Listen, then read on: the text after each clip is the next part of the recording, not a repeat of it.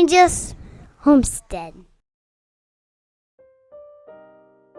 Sons and Daughters of God, a devotional by Ellen G. White. Honesty, June 27th.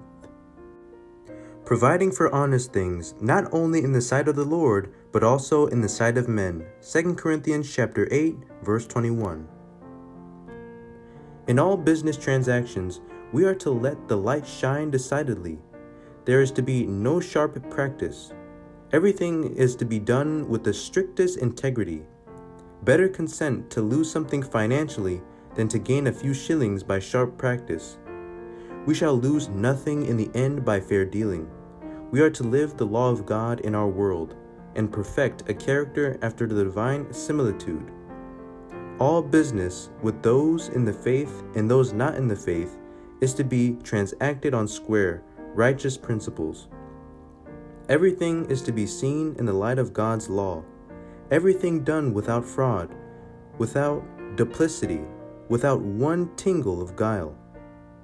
For a Babylonish robe and a paltry treasure of gold and silver, Achan consented to sell himself to evil, to bring upon his soul the curse of God, to forfeit his title to a rich possession in Canaan, and lose all prospect of the future, immortal inheritance in the earth made new.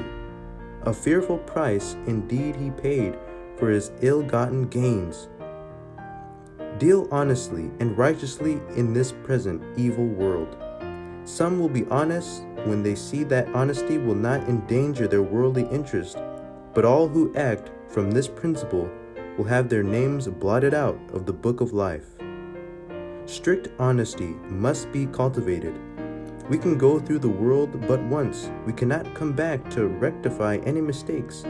Therefore, every move made should be with godly fear and careful consideration.